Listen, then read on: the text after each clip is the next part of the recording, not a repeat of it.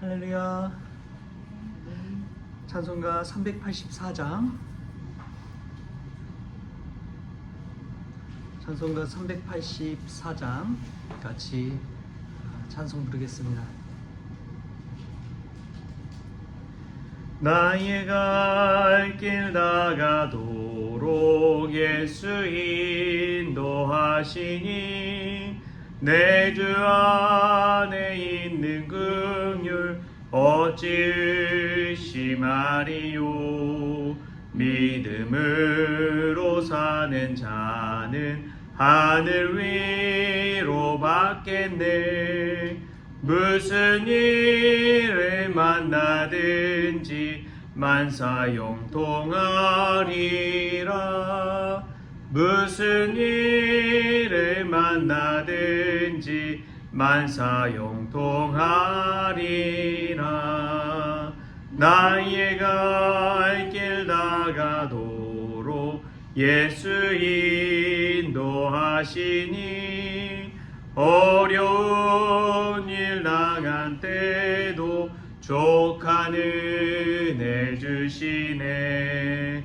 나는 심히 고단하고 영혼 매우 가라나. 나의 앞에 반석에서 샘물 나게 하시네. 나의 앞에 반석에서 샘물 나게 하시네. 나의 갈 길 나가도록 예수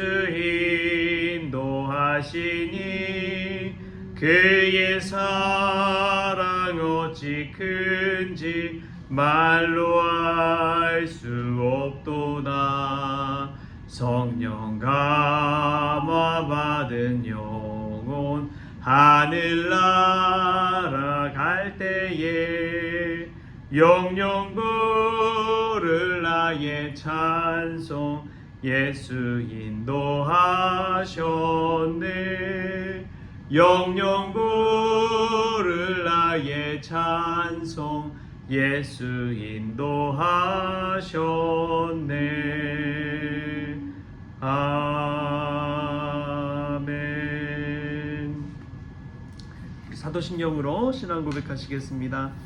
전능하사 천지를 만드신 하나님 아버지를 내가 믿사오며 그 외아들 우리 주 예수 그리스도를 믿사오니 이는 성령으로 잉태하사 동정녀 마리아에게 나시고 본디오 빌라도에게 고난을 받으사 십자가에 못 박혀 죽으시고 장사한 지 사흘 만에 죽은 자 가운데서 다시 살아나시며 하늘에 오르사 전능하신 하나님 우편에 앉아 계시다가 저리로서 산자와 죽은 자를 심판하러 오시리라. 성령을 믿사오며 거룩한 공회와 성도가 서로 교통하는 것과 죄를 사하여 주시는 것과 몸이 다시 사는 것과 영원히 사는 것을 믿사옵나이다. 아멘. 오늘 함께 볼 말씀 고린도후서 6장 1절 2절 우리 2절 말씀만 보겠습니다.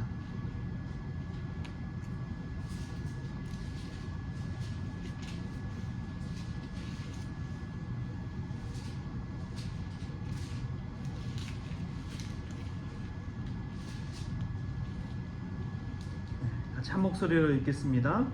우리가 하나님과 함께 일하는 자로서 너희를 권하노니 하나님의 은혜를 헛되이 받지 말라. 이르시되 내가 은혜 베풀 때에 너에게 듣고 구원의 날에 너를 도왔다 하셨으니 보라 지금은 은혜 받을 만한 때요 보라 지금은 구원의 날이로다.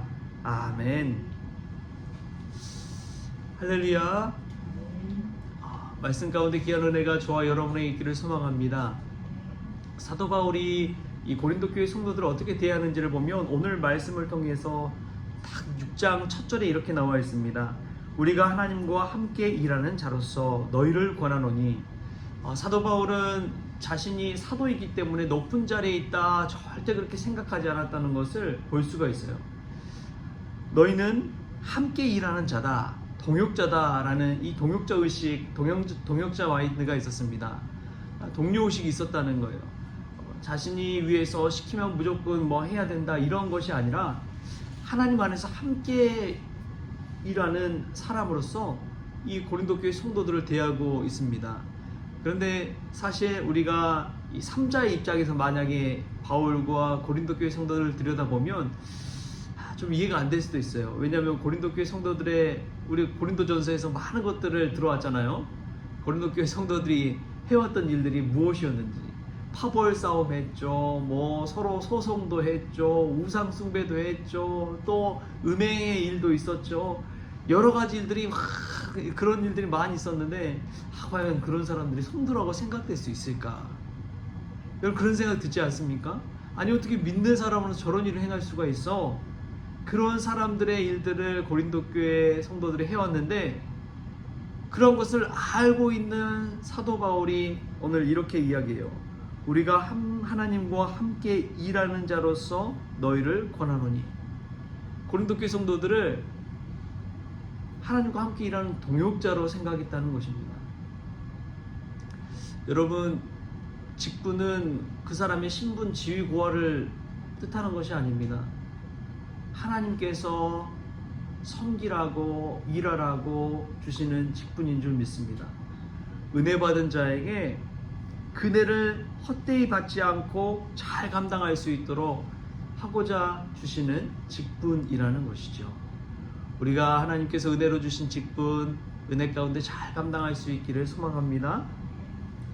바울은 무엇보다도 하나님의 은혜, 그 은혜 받을 만한 때가 언제라고 했느냐? 바로 지금이라고 했습니다.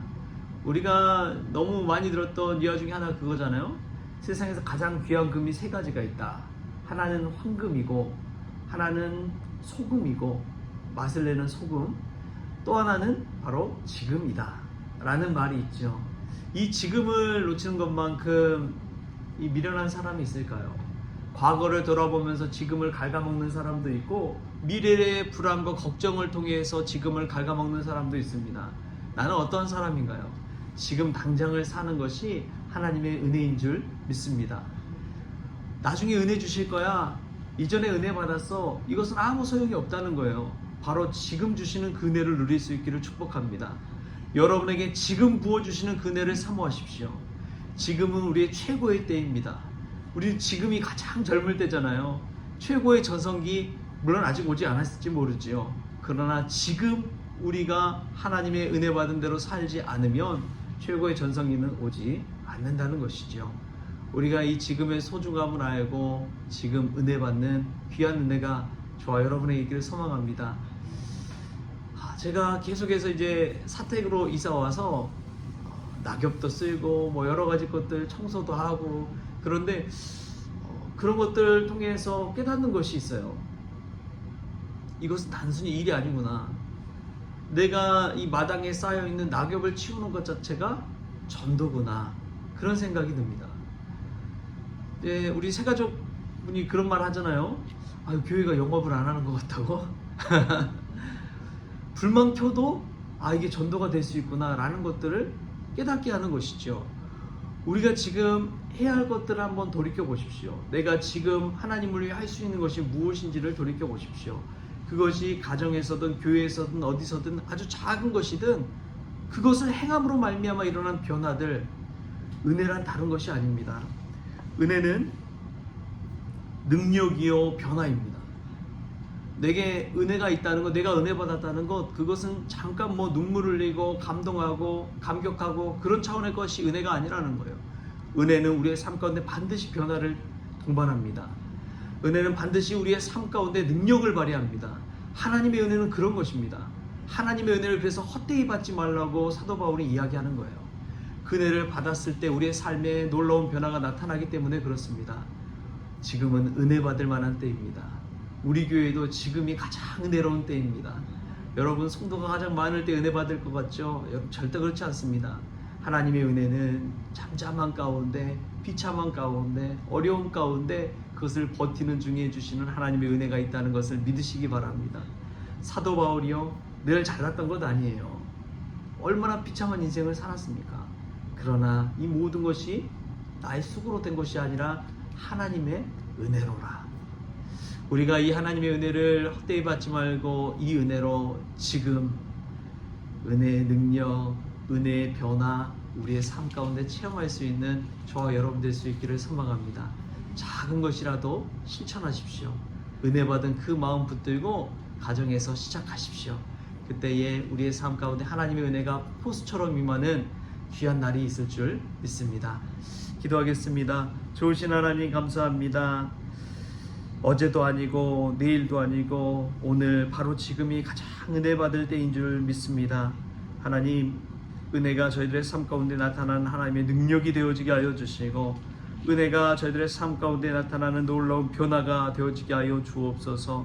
그래서 헛되이 은혜 받지 않게 하여 주셔서 저희들의 삶과 가정과 교회가 하나님의 뜻대로 새롭게 변화되어질 수 있도록 복의 복을 더하여 주옵소서. 모든 것 감사하며 예수님의 이름으로 기도합니다. 아멘. 우리 주기도문으로 오늘 새벽기도를 마치겠습니다. 하늘에 계신 우리 아버지여, 이름이 거룩히 여김을 받으시오며 나라가 임하시오며 뜻이 하늘에서 이루어진 것 같이 땅에서도 이루어지이다. 오늘 우리에게 일용할 양식을 주시옵고, 우리가 우리의 죄 지은 자를 사하여 준 것 같이 우리 죄를 사하여 주시옵고, 우리를 시험에 들게 하지 마시옵고 다만 악에서 구하시옵소서. 나라와 권세와 영광이 아버지께 영원히 있사옵나이다. 아멘.